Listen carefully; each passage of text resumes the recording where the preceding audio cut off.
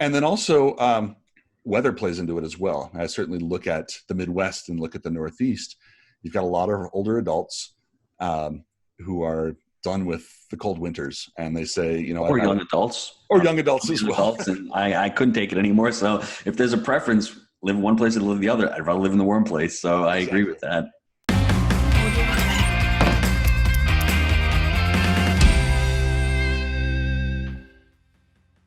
Hello, everybody. This is Josh Rusin, co-host of the Wheelbarrow Profits podcast, here with my co-host, the multifamily mentor, the coach, the chef, the father of six, the best-selling author, the G-Daddy, Gino. How's it going? Josh, I'm doing good today. I'm glad you're filling in for Jake. We have an amazing show today. There's going to be a lot of note-taking, so everyone pull out a pen and get ready to be, I guess, your mind blown, because there's a lot of information that's going to be coming at you fast. That's exciting. And speaking of today's guest, we have Chris Porter.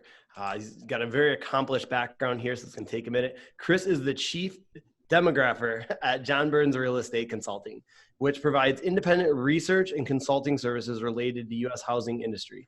Along with John Burns, Chris co-authored the book, Big Shifts Ahead, Demographic Clarity for Businesses to Help Make Demographic Trends Easier for Executives to Understand, Quantify, and Anticipate. The book, which was a #1 bestseller in several categories on Amazon, offers new frameworks executives can use to view big demographic shifts and to adjust their strategies when needed. In his role as Chief Demographer, Chris leads a research team aimed at helping executives make more informed decisions about the future of real estate on both the single-family and multifamily sides of the business. Chris is based in Orange County, California, where he lives with his wife and 3 young daughters. Welcome to the show, Chris. Thanks so much. Really glad to be here, guys. So Chris, just start out by telling us about your real estate background and how you got started in real estate. Yeah, it's kind of a roundabout way, but I actually approached it from the journalism side. So when I graduated from college, I worked in financial consulting for a few years and then decided to make a complete career change. And I'd always kind of dabbled in journalism. And this will come back to the book writing in a few minutes here. But I worked in newspapers and websites and that sort of thing in college and high school. And I thought, I really enjoyed that. So I went back and got a master's degree in journalism. And I was in Chicago. I knew I wanted to stay in Chicago. I wanted to be in publishing. And wound up working for a group that did trade publications, so business-to-business magazines. And the group that I was assigned to was the real estate group. So they did magazines for home builders and remodelers. Now, I didn't know anything about real estate, but I knew about journalism. And that's it. They said, we can train you on the real estate side. And so that's how I really got my first foray into real estate. Through that, I got to meet John Burns, who was a contributing columnist to the magazine. He had started up his own consulting firm and was writing a column for us monthly. I would edit his pieces, and we just sort of formed this relationship. At some point, he was looking to grow his business. He was about a 6 or 7 person company at the time, and I was looking to do something a little bit different. And so with my consulting background, my journalism background, it was just a good fit. And so I packed up, moved from Chicago to California, and I've been here 14 years now, working with John and his team. So what do you like more? Do you like journalism more? Do you like real estate more? Where's your passion?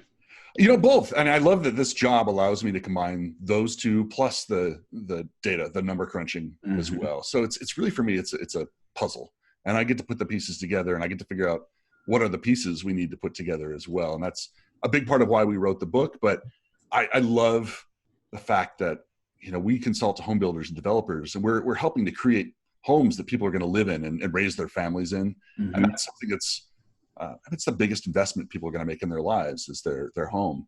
That's where they raise their families. And so for me, it's just, I remind myself we're kind of a small part in that puzzle, in that process. And that's what I'm really passionate about. I'm holding up the book for everybody on YouTube. It's Big Shifts Ahead. Once again, it's a really powerful book, and it's a book of love because I can see that Chris dedicated years and years of research in there. You're going to open the book. You're going to be completely overwhelmed like I was. My advice to you is to open it, read it slowly.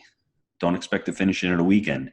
Go back, read it again, because it's going to be transformational for your business. It's going to be transformational for your life, because you're going to see everything that we're going to be talking about in this interview right now of what's going on. And it's almost like having a crystal ball. So, Chris, what inspired you to write the book? Because it's not something that takes you 6 months. You get a ghostwriter to go out there. You really need to spend a lot of time and effort on this book. That's right. And, I mentioned my journalism background. One of my working for this magazine, one of my very first interactions with John Burns was really about demographics. He wrote a piece on the Hispanic buyer and how that was going to be such a growing part and a bigger part of the home buying population going forward. And we worked on that article together. We wound up winning some awards for that article from some trade publication awards programs. But really, that was kind of one of our first big projects that we did together before I even joined his company. As a consultant to the home building industry, we are trying to track metrics on what's happening in various markets across the country, what is happening in the industry, across the industry as a whole. And we felt we had a really good grasp on what was happening from a macroeconomic perspective. We felt we had the local markets, economies figured out. And we also felt that we really understood the consumer. But one thing we really wanted to get a better grasp on what was happening with these demographic shifts. We know that housing is heavily dependent upon demographics, and yet nobody had really brought real clarity to some of the demographic conversations. And just an example of that, people talk about millennials, and you have to realize that based on whatever definition you want to use of a millennial, it can be somebody who's born in 1980 and they're 39 years old today. Or it could be somebody born in 2000 and they're 19 years old. They're in their first year of college. So very different life stages, and yet we're still using one term, millennials, to have this conversation. Be careful what you say, because Josh is a millennial, so I don't want to rip too much on Josh. He's not living in his parents' basement, so that's a step. So just be careful with those millennials. They will surprise you. And just joking around with millennials, they are an amazing group of people. I love how they think. It's not all about the money for them.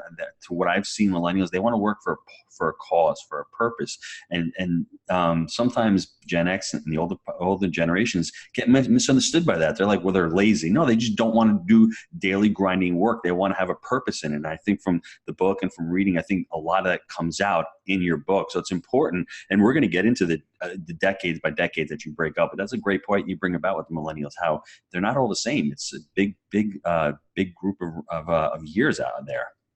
And the other part of it too is that, we find that a lot of decisions about what the millennials are going to do are based on just sort of cocktail conversation. You're standing around a table at a reception talking about, well, the millennials are doing this because that's what my kids are doing, or the boomers are doing this because that's what my parents are doing. And we said, we're in the business of analyzing data and helping it make sense of it for our clients. Let's change the conversation. Let's put some real clarity behind these numbers, behind these shifts that are occurring.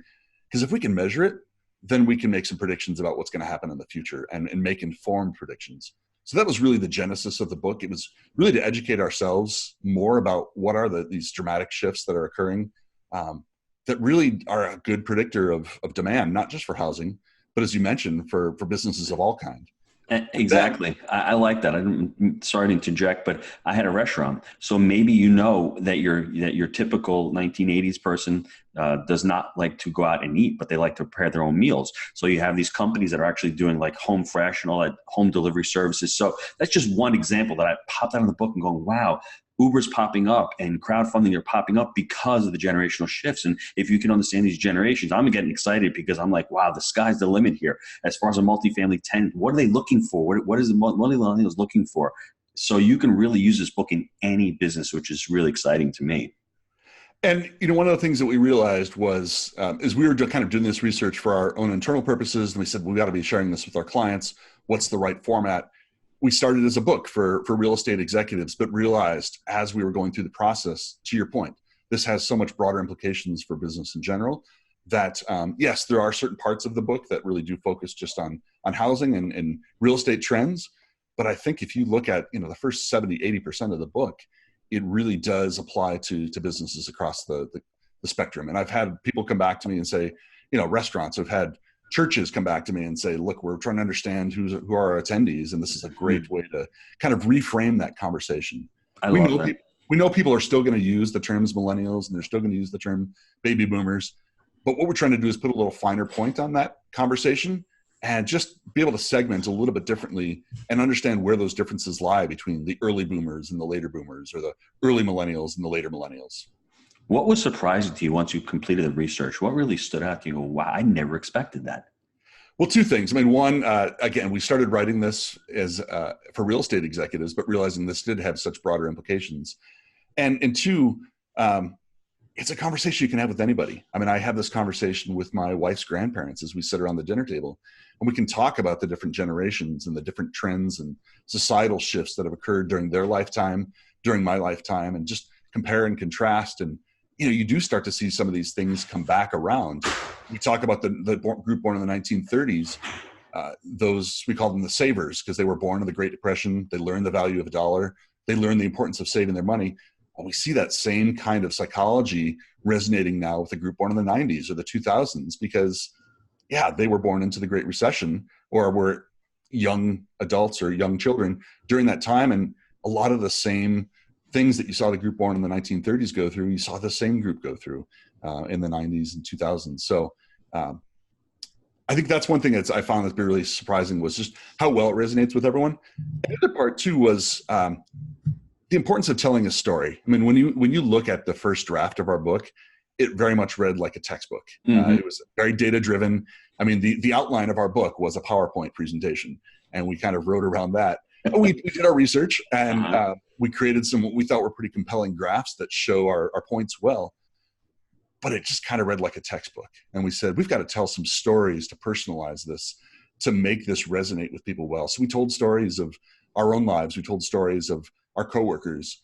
And I think that was one thing that I guess it shouldn't surprise me, but I'm always pleased to see when I present this in person or I'm talking about the book with somebody, it's those stories of people's personal accounts that resonate with people. How do they exemplify the trends that we're trying to describe in the book? I love that. And one thing that just popped in my mind, Chris, was as you're reading this, you can have empathy for certain decades, right? Because if you're saying, well, people aren't buying homes today, why is that? Well, let's go back 10 years ago. What happened? The Great Recession and home buying. So that generation may be weary of buying homes. Meanwhile, the people in the 1950s had a great booming economy. So their net worth is much greater than people born in the 70s and the 80s. So it sheds light, and you can have a lot of sympathy or empathy of what's going on and not just be judgmental. And the facts are there. I mean, people born in the 70s are having, I think, a little tougher time than people who were born in the 50s and 60s because of the economy they were brought up into. I mean, does that make sense to you? I mean, that's what really stood out to me in the book. I'm like, wow, some of the decades it's not as fair being born in that decade, right? You're exactly right. And in fact, at the beginning, we actually toyed with breaking it down into 5-year increments instead of 10-year increments. We found it was too many groups to try to juggle. But if you look at the group born in the early 70s versus the group born in the late 70s, it was a different story. I mean, the group born in the late 70s graduated college into the dot-com era, the big bubble. And for them, they suffered a recession early in their careers. That was also the group that was born in the late 70s. They were in family formation mode during the peak years of the upcycle in housing. And so they were the ones who were buying homes that inflated prices, maybe with loans that they couldn't afford. And that's the group that got foreclosed upon more than any other generation. So it is one of those things where it's kind of a factor of the time that you're born into and what's going on in the economy, what's going on with government, what's going on with technology. And so you're right. There's sort of that empathy that does play into that too. Just creating a better understanding of what these groups were going through in different stages of their lives. And then ultimately how you can serve those people, how you can actually serve them. If they're not home buyers, how can we provide a resident a nice home or a unit, like say, in the multifamily space? So I agree with that. Would you mind breaking down the generations into decades if we go through them real quick and everyone get a pen and paper out? Because seriously, this is going to really make you think about decade by decade how you can serve these tenants. The baby boomers, the millennials are two great groups that we like to serve in the multifamily space. One is retiring, one hasn't bought a home and maybe not formed a household yet. So they're two great specific entities or decades that we like to focus on. So I'll talk a little bit about just sort of our process of why we did it this way, and then go into some of the descriptions of the different generations. That'd be great. We said, the boomers, you've got the group that's pretty widely accepted as born between 1946 and 1964. But somebody born in 1964 has had a very different life experience than somebody born in 46. Yes. And how can you take 19 years and call that a generation? I mean, you can, but they just had very different life experiences. Same thing on the millennials, 1980 versus 2000. Again, nobody can agree what a millennial is. You ask a room of 30 people, how do you define a millennial, and you get 30 different answers. But we said that's too big of a range to try to paint with one brush. So we said, let's break it down into nice 10-year increments. What's nice about that is I can compare generation by generation because they're all the same number of years. And the other thing we did that was really fascinating to us was when you think about the conventional generation definitions about the boomers, the Gen X, Gen Y, it's all based on births here in the US. It totally ignores the fact that 13% of our country today, almost 14%, are people who were born outside the US. My generation, born in the 1970s, 23% of that generation living in the US today was born outside of the US. Wow. And there was a big baby bust in the 1970s, but that was partially filled in by immigration. And so, it's not as much of a bust when you look at it, layering the foreign-born population as well. Mm-hmm. And, we go through it in the book and talk about sort of maybe how the foreign-born population forms households differently or later than somebody born in the US. But it's an important part because they eventually do achieve the same level of household formation, of home ownership.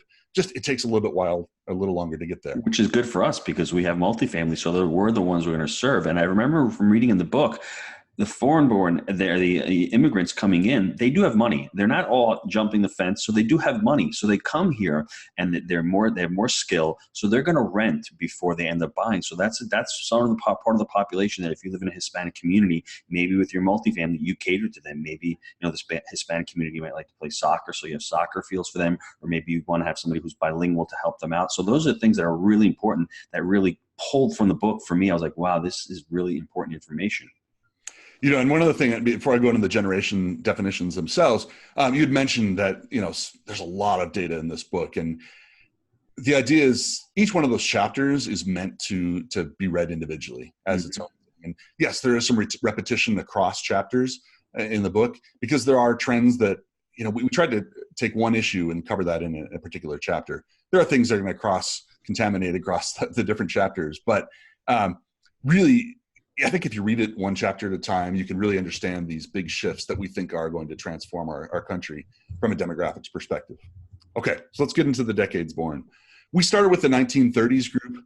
The 1920s group and older, they're in their 80s, their 90s. Really, we think there's still a pretty sizable number of 1930s born.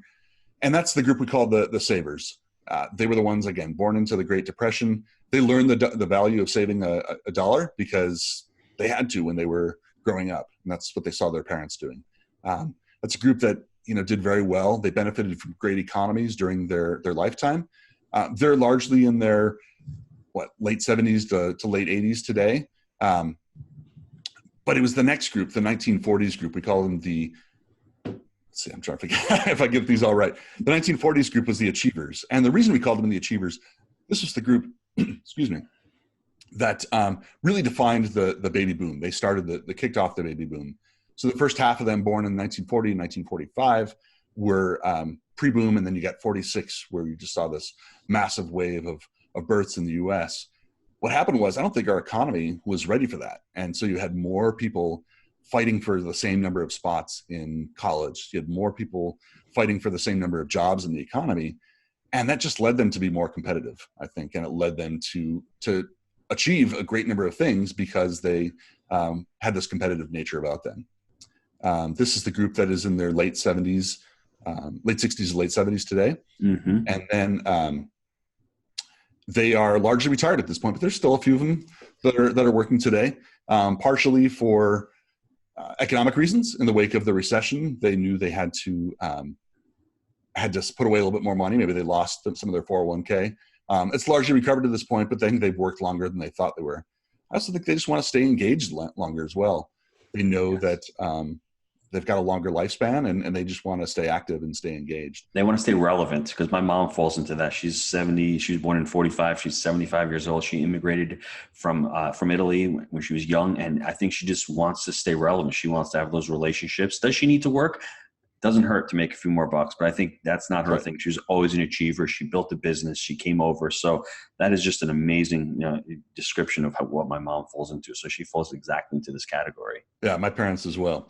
The next group, we call them the 1950s groups, the innovators. And that's, think of like Bill Gates or Steve Jobs. And these are guys, and we always use a celebrity or a well-known figure to illustrate these points, but we realize that, these are kind of the best known, the most famous, and probably some of the wealthiest, those examples that we use. So think of, Steve Jobs and Bill Gates and their high school classmates, like the people they went to school with. This is the group born in the 50s, really the heart of the baby boom. And you saw more births in the US for this decade than any other decade. And they were the ones they grew up fascinated by the space race. They loved the idea of technology. They were the ones who said, how can we make our lives more efficient? And so they created a lot of not only efficiencies, but they also created a lot of businesses. You saw more entrepreneurship amongst this generation than any other generation since. And so we think that they led us to just be more innovative, more efficient as an economy. So as I talk about these names of the different generations, I should point out that, we came up with these names who wanted to have a positive connotation, so something that the generation would be proud of. And then two, really to describe a shift they led our society towards. So I know that there's plenty of people born in the 30s and people born in the 40s who are innovative as well. But we said it was really kind of this 1950s group that really flipped the switch and led us to greater innovation in our country.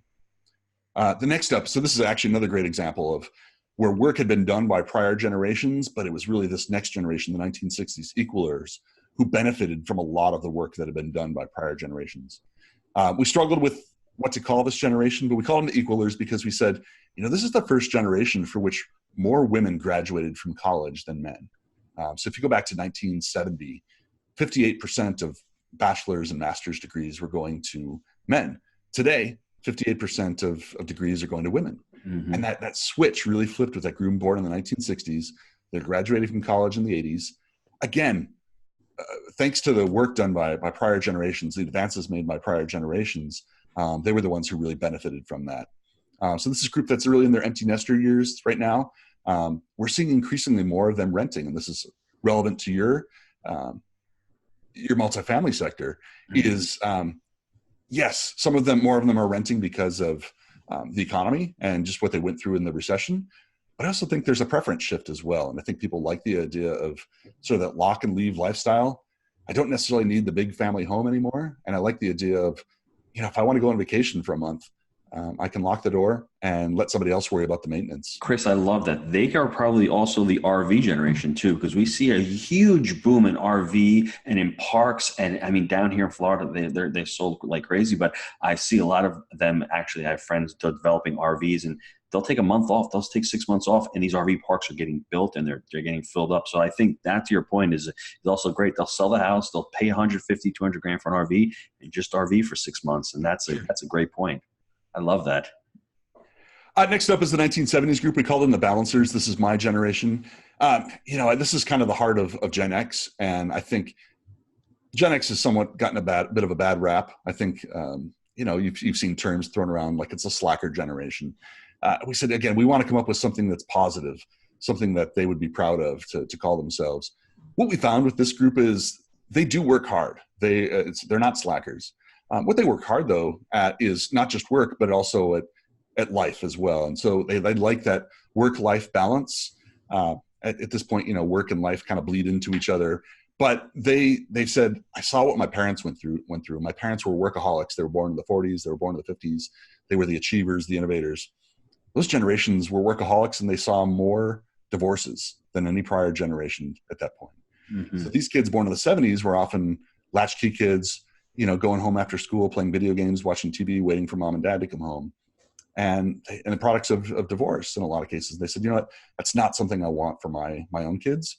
So we think they work hard. They just work hard at finding better balance in their life. And that's kind of why we call them the balancers. Next up, we've got the group we call the sharers, 1980s born. This is really the first half of the millennial wave. They really created the sharing economy. I mean, yes, pieces of that had existed prior to that, but these were the ones who said, in the wake of the recession, we need to figure out ways to be more efficient and be more economical. And ownership isn't necessarily something I need right now in my life. If I can find a way to share the costs of something, I'm happy to share the ownership. And so you look at companies like Uber, like Airbnb, parts of the sharing economy really created by groups or people born in the 1980s. That's awesome. They're also sharing their lives. They're sharing their information on Facebook.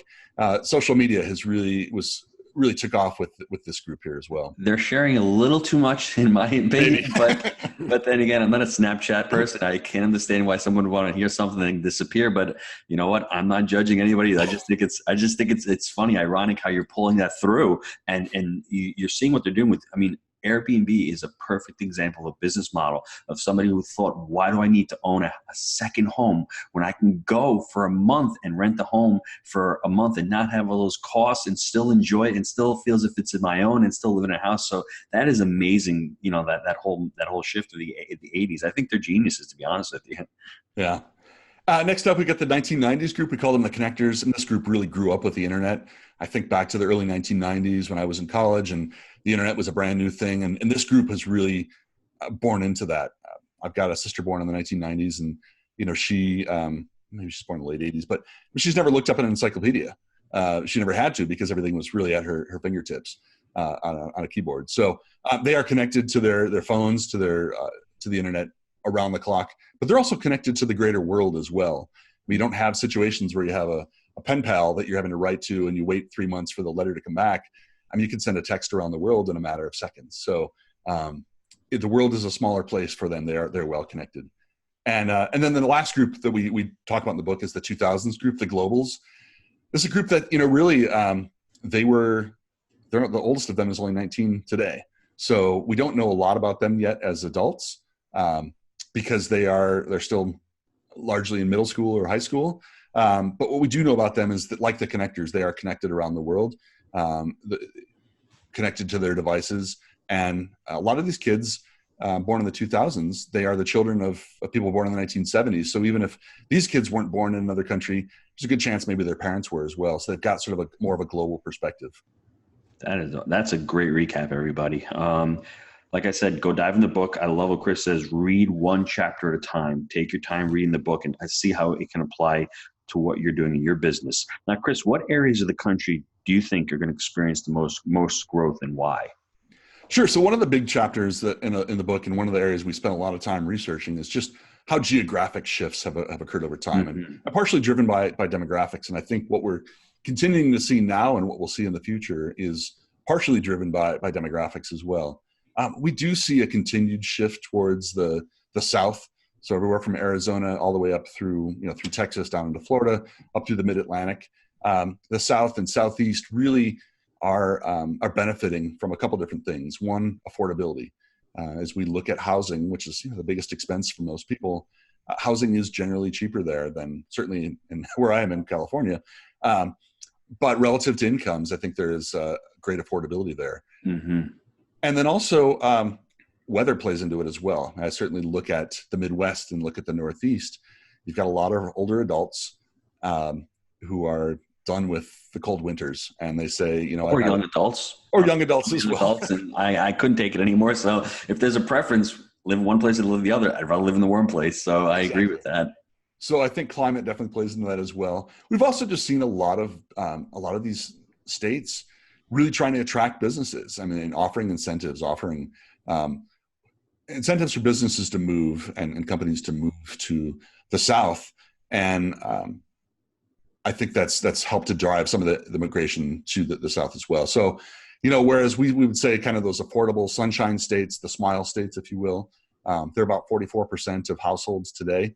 We think 62% of the growth in the country is shifting that way. So wow. They're gonna capture more than their fair share of growth. So when that happens, everybody, there's demand for the product, whether it's multifamily, because I always want to bring up the multifamily. You're going to have demand for renting. And what happens with demand? There's got to be some kind of supply coming online. So if you're building apartments, great place to build it. But if you're not and you have product there, demand creates higher rents. Higher rents creates higher NOI. Higher NOI creates higher value. And we're happy with that. So, and the more tenants you can serve, the more money you're going to make. So it's important to listen to where these demographic shifts are going. Now, this is going to be a great question. I want everyone to listen to this question because this is important. Chris in the book has 4 factors that cause generational shifts, and I think they're really important. If you could touch on all 4 real quick and get your mind wrapped around it, then go look at it and read it in the book for yourself in more depth. It'll really help you with your business. Yeah, so this is something we call it the 4-5-6 rule in our book, but the fourth big influencers that really do affect demographic shifts in our country are, and I'll lay them out and then I'll talk about it individually, but it's government policy, it's economic conditions, technology, and then societal shifts. So government policy, I mean, just look at what's happening with the government. I'll give a great example of this. So immigration, I talked about that big wave of people who are foreign born in the 1970s, or born in the 1970s who are in the US today. I mean, that's really due to the fact that the government passed several laws during the 1980s and 1990s that helped to increase immigration in the US. Mm-hmm. And so as we kind of are keeping tabs on what's happening from a population growth perspective in our country, we've got to keep an eye on what the government is doing. So whether it's immigration laws or setting interest rates, I mean, all of these things do impact demographic shifts. Mm-hmm. Next up, Chris, economic. I'm sorry, go ahead. to piggyback off of that, what Trump passed for the tax code, right? That's a huge thing with New York and California with property taxes. That will create even more of a migratory pattern for people trying to flee and to become something more affordable. So look at that. Look at the no state income tax in Florida, no state income tax in Tennessee. Those are things that the governments do in their local economies to try to create and to try to get people to come to their state. So that's important also to watch. You're exactly right. That's a great point.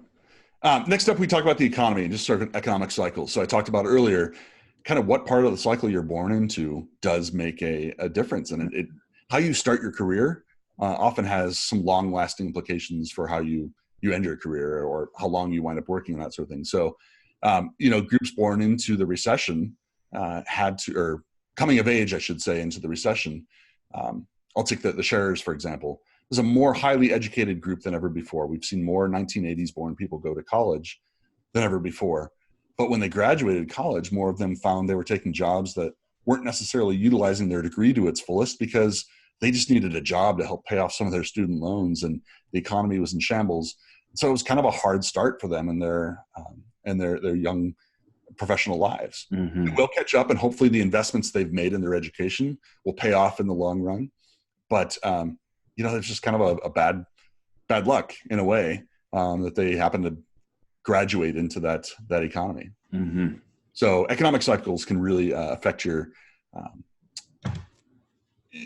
these demographic shifts as well. And you look back at the 1930s group, those born in the 1930s, the savers.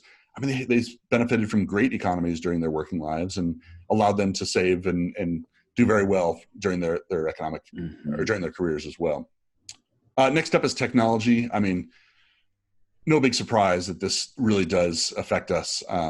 It affects demographic shifts. When you think about the implications of the driverless car, would that allow more people to live rural than have to live, if they don't have to drive themselves to work, could they live farther away from work, get work done in the car? I think there's a lot of ways that the technology is impacting our where people are choosing to move. I mean, remote technology, the ability to work from your home has allowed us to hire a lot of people who probably wouldn't want to move to California or just, for family reasons or whatever, but technology allows them to work from their homes where they live today. And so we've got people in New England, we've got people in the Pacific Northwest. They are able to work from their home thanks to technology. And it's funny you say that. It's also Fiverr, Upwork, 99 Designs, all these virtual assistants that you can hire.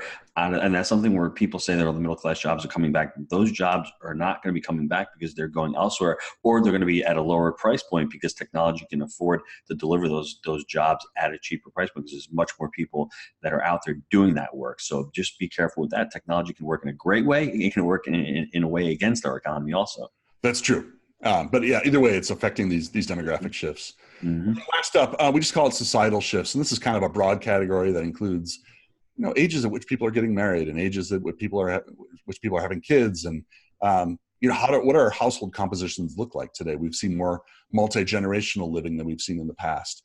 But actually that is something that, you go back 100 years ago, and that was the way that the families lived. You had multiple generations living together. So it's just a way of, like I said, it's a pretty broad category, but there are a lot of ways that if you just think about what is happening with the age at which people are having kids or getting married, those types of things are divorces, that sort of thing does impact demographic shifts as well. I love that. Before we get to the short answer questions, I just wanted you to touch on the three big shifts in living preferences, because I think it's important about the rentals, the South, and I love that word you guys coined, suburban. I want you to dive into that because it's important for all the real estate listeners out there, multifamily especially, to see how impactful that's going to be for investing going long term. Sure. So I'll tackle rentals first. In the wake of the recession, we definitely saw homeownership rates drop. We saw rental rates really pick up across all age groups, especially amongst the youngest age groups. I think we are generally moving towards more of a rentership society, and that's not necessarily a bad thing. We made a pretty controversial call that the homeownership rate was going to keep declining into the 2025. You're right. And that was really purely for demographic reasons. We saw, kind of things going. We saw a big wave of young adults coming in who were going to be renting first. We saw a big wave of older adults who were going to be either passing away or moving into assisted living. And, those are 80% homeowners. Well, everybody in between is less likely to own a home than prior generations at the same age. So our call was that we would see homeownership decline a bit and rentership pick up. I think what's happened in the last couple of years, we've seen mortgage rates lower than we thought they might be. We've also seen lending be a little bit looser than we thought it might be for mortgages. And so homeownership hasn't fallen as much as maybe we thought it would have. But again, we're constantly looking at what are these shifts? What are the government policies? What are, what's happening, and how do we adjust our forecast based on that? So our forecasts, while they're in a book, they're not necessarily set in stone. We are constantly adjusting. My take, though, is that there is that preference shift that has changed. Homeownership, at least at certain stages of life, is not quite as important in the moment as it was for prior generations. So I think we are seeing a perception that people are more okay renting, and whether that's renting multifamily or renting single family detached homes. And that's something that's really taken off in the wake of the recession as a way for people to live in a good school district, have a backyard for their kids, but also not have to worry about the mortgage payment. And Chris, I want to piggyback off of that because I have a friend who's doing single family turnkey new construction, and they're single family homes that they're renting out, brand new construction in Jacksonville. They're starting in Atlanta. And this is the perfect thing for a person who wants to have a home, but rent a brand new house, have a warranty in a house. So it's great for an investor who can buy this home and rent it out to a specific tenant. So a 1980s share or maybe a 1970s balancer would be ideal for that. And they're popping up all over the place. Yeah, so great call on that one. Seriously, it was excellent. We're doing a lot of work in that space right now. The build for rent space is huge. Yes. Well, I wouldn't say it's huge right now, but it's gaining momentum. And I think we're going to see more of that. From a property management perspective, it's easier to take care of 100 homes that are all in one neighborhood than it is to take care of hundreds of homes spread out across. The economies are really great because 3-bedroom, 2-bath, you know where the hot water heater is. They're brand new. If you can get the land for cheap, the tenant base can be a little bit better. You can have a beautiful community. You have all those amenities. You can put them in a school district. It's amazing what you can do with that, and it's a great business model. If you can find the land and you can have decent building costs, and you have a property management company that does the right job, a lot of different components, but that fits to exactly what you're talking about. If somebody had read your book 3 years ago and said, that's where the shift is going, I want to come up with this model, and they had bought land back then, that they would have had a home run. That's why you're going to continue to read this book and see where you think it's going and start planning your business model on that. Well, thanks. So we talked about the South a little bit. We do think continued migration to the South is the path of growth. The last point on there was the concept of suburban. And this is a term that we coined. I mean, I think a lot of people talk about it as if it were, they use the term mixed use. Our thought was, who wants to say they live in a mixed use community? That just doesn't roll off the tongue. But the idea of suburban is it's bringing urban conveniences to traditionally suburban environments. So it's the mini downtowns that are popping up in the suburbs that have sort of that vibrant restaurant and retail scene. There's a mixture of work, live, and play all in the same place. Yes, it's in the suburbs, but if you can do all that thing right there in one place, you might not need a car during the week. If you can work, live, play all in one place, you might want a car on the weekends though to get out of town. But the idea is that I think a lot of these suburban areas saw the big cities investing in their downtowns over the last couple decades and saw the great success that investment in the downtowns made for them. And they said the suburbs said, hey, we want the same thing. I also think it's being demanded by the groups that, born in the 80s and the 90s, lived in the cities in their 20s, and now they're moving out to the suburbs to raise their families, and for affordability and that sort of thing. They're saying, I still want some of those conveniences in the suburbs. And so it is something it's hard to quantify, but you kind of know it when you see it.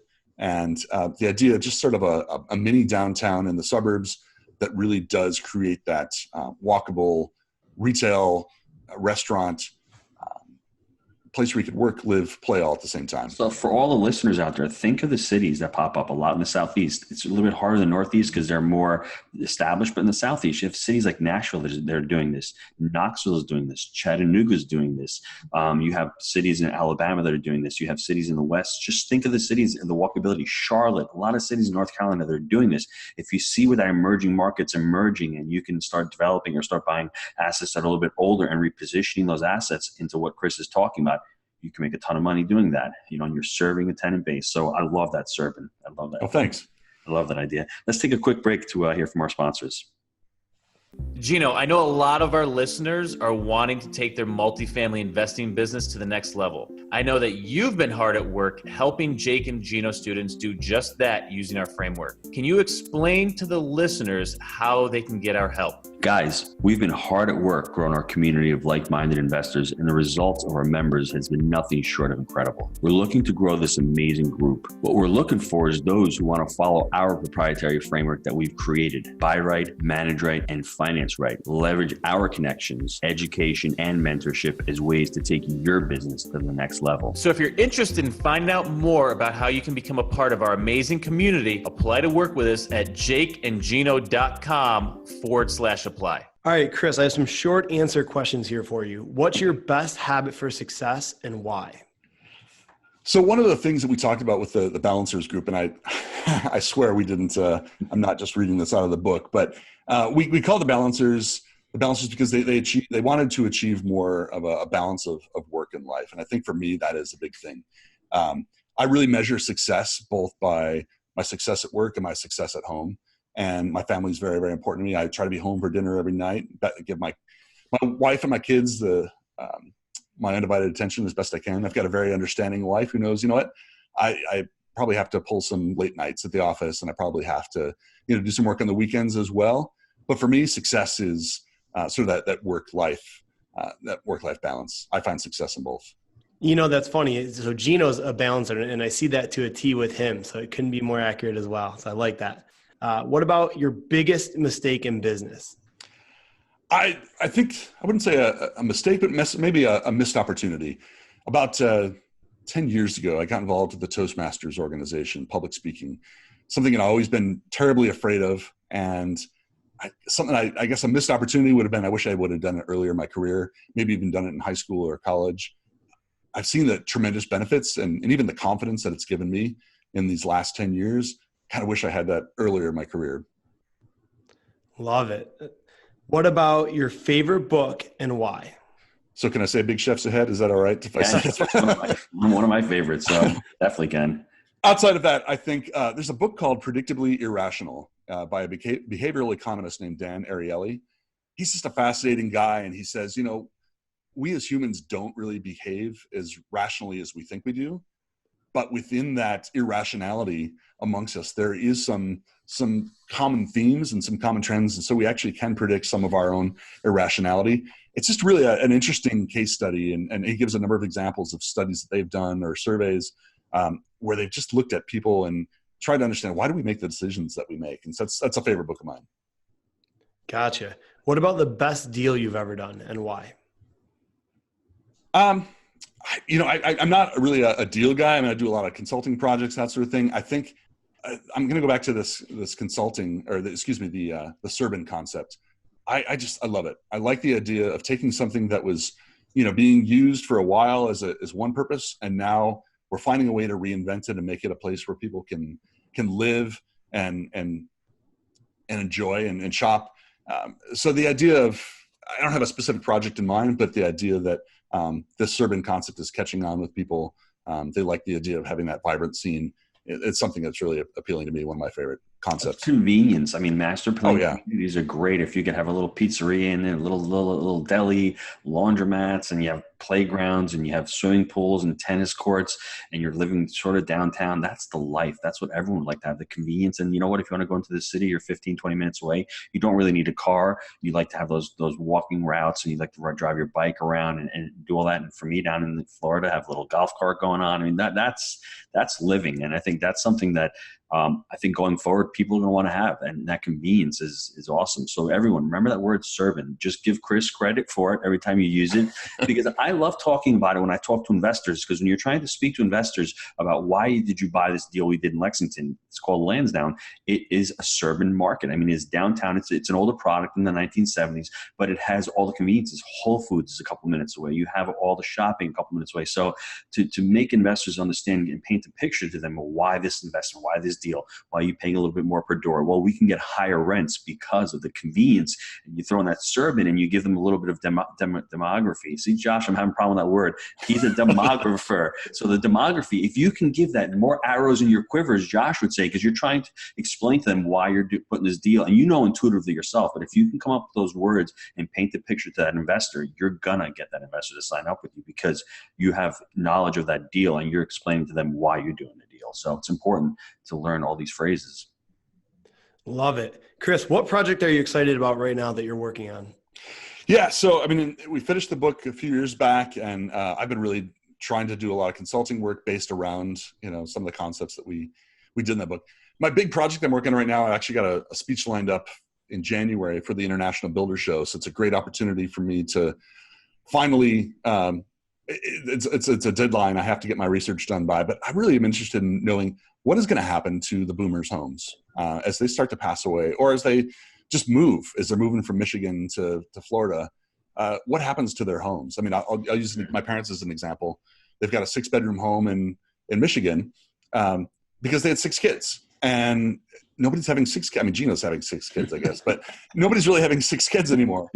And so as they think about where they're going to move next, they want to move to a warmer climate. What's going to happen to their home in Michigan? They actually wound up selling it to a couple that had 2 kids, and they turned, some of the bedrooms into walk-in closets and that sort of thing. But, as we think about that next wave of boomers, or that first wave of boomers starting to pass away or move into assisted living or even just move out of state, what happens to the homes that they're leaving behind? Are they desirable? And are there just going to be a flood of them on the market? So that's one of the things that we're trying to dig deep into and understand how does that affect the supply of homes in the market. That is awesome. I could see some of them becoming Airbnbs with 6 bedrooms. I mean, if it's close, you can use them as Airbnbs, maybe breaking them up. And if they can, doing multifamilies, maybe making them up and doing duplexes or whatever, because 6 bedrooms, it was hard for me to find a home in this neighborhood because there's not many 5-6 bedroom homes, and that's what I need. So it's good for me. I'm stuck. When I sell the house, I don't know what to do because I've got a lot of bedrooms myself. So I'll be in that predicament in about 20 years. So I'll be giving Chris a call saying, Chris, what can I do for my house? Love that. Gino, there was a lot of golden nuggets on this one. Do you want to give the listeners a quick recap? Josh, I've been talking the whole time. I want to hear what your thoughts are, because you're the millennial who's not the millennial, right? You're towards the tail end of it. So what did you pull out of it? Then I'll give you some of my golden nuggets. Yeah, sometimes I think it's very easy to see some of these trends, but when you really take a step back, you really can take away what the implications are of these. So as you guys were saying, we're becoming a renter nation. A lot of millennials are shacked up with debt, so they're renting, and baby boomers are downsizing. And then you can take these implications and leverage that, like Chris said, for business decisions, and learn how to pivot and predict the market and not be the so to say blockbuster, be the Netflix in business, keeping up with the curves. I have a lot here, but I'm going to really break it down into what 4 factors that cause generational shifts. You all need to read that in the book. It's really important. I think government's huge, and facts tell, stories sell. Just listen to the facts. Be logical about what's going on. You would think that, every person who is immigrating here is illegal and has no money. Really learn the facts. Really learn what's going on. Chris lays it out in the book. It's something that there's no emotion. It's all logic. Use it to your advantage. And also those 3 big shifts in living preferences. I love that also, what's going on. That supports, if you're an investor trying to raise money from people, that supports what we're doing in multifamily. That's why I think multifamily has more legs in it. After I read his book, I'm like, wow, the shifts are going on. interest rates are still low. There are people migrating to the South. There are people who are buying less homes. I think 1.3 million homes this year. Usually there's around 1.6 million over the last 50 years. So you see homeownership definitely on the decline. So putting all those factors into play, you're going to see that the multifamily's got legs with it for the next 10, 15 years. So reading the book is really important. Read one chapter at a time. Have any questions or comments, leave them down below in the show notes. I'd love to reach out to you, answering those questions. I can even get Chris to answer a question for you, because it's important to understand demographics in any business and know where the demand, where you can serve people. One last thing, Josh, Chris had mentioned assisted living. That's huge, because if you're getting into that space, like he said, the baby boomers are getting older and they're going to be going into that. So that's another space that we see going on. Is self-storage going to be as prevalent? Are people going to want to, as they don't own homes, maybe they need to rent, but maybe they need to rent space to put their crap in? I don't know. That might be another thing. So look at it from an open mind. Read the book once, take notes, read it again. I know you guys will definitely enjoy it. Wow. Well said. Hey, Chris, how can the listeners get a hold of you? Sure. So a couple different ways. Our book website is bigshiftsahead.com. You can read more about the book there, download some files there as well. And then you can actually link to our Amazon page where you can order the book. Our website for our real estate consulting group is John Burns Real Estate Consulting. The website is realestateconsulting.com. And then I'm on Twitter at Demograpchris. And I've just started posting there in the last few months, but we've got some interesting graphs that we put there from the book, but also updates to some of those charts as well. Awesome. Chris, I want to thank you for being an amazing guest on the show. And there was a lot of nuggets in this one. And until next time, everyone. Chris, thanks for being on. We appreciate it. Thank you.